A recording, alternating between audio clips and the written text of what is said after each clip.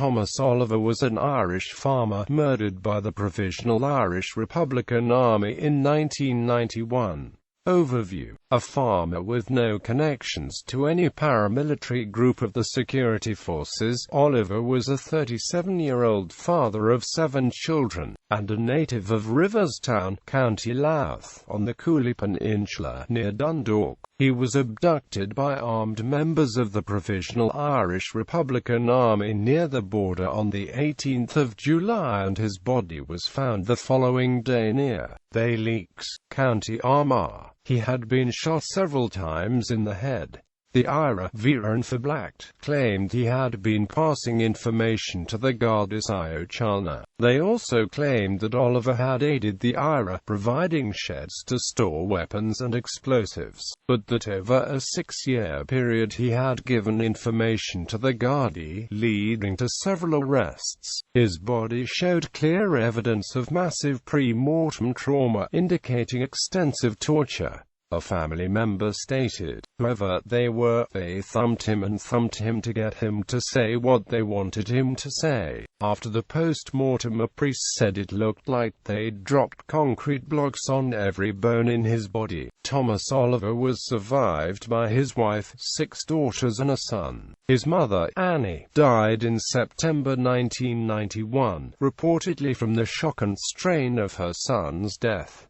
The Irish Times of 24 November 1991 reported, "The men who delivered him to his executioners are known in the locality. To a large extent they have been ostracized, told in some pubs that their custom is not wanted and that their company is not welcome. In some cases their own families have disowned them." Tom Oliver has become a symbol of every family on this island whose lives have been shattered by the men of violence. Aftermath. In the wake of the steak knife case, where a highly placed member of the IRA was revealed to be a British double agent, it began to be suspected that Freddie Scappaticci, who ran the same IRA's internal security unit that tortured and killed Mr. Oliver, killed Thomas Oliver to conceal his identity. It emerged that, in 1989, Oliver, in the course of drainage work on his farm, unwittingly uncovered a barrel. He reported the discovery to the Gardaí but was unaware of its contents. The barrel contained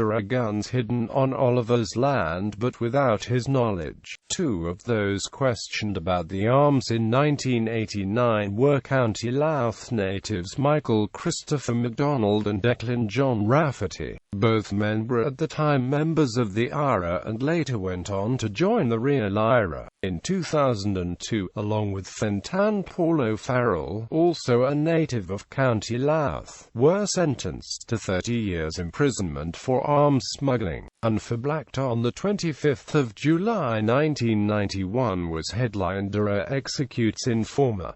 The section justified Oliver's murder. The IRA has a duty to protect its organization, its volunteers and the backup provided by its supporters. Tom Oliver's death was due to his willingness to act as an agent for the Dublin government's special branch. Quote, in 2002, Thomas Oliver's son Eugene wrote a public letter to the Dundalk newspaper, Argus, demanding answers to a series of questions directed at Sinn Féin's election candidate, Arthur Morgan, regarding his father. Argus published the letter on its front page. Sinn Féin declined to comment. A spokesman said the party had no comment to make on the Real IRA trio, stating, "They have nothing to do with us."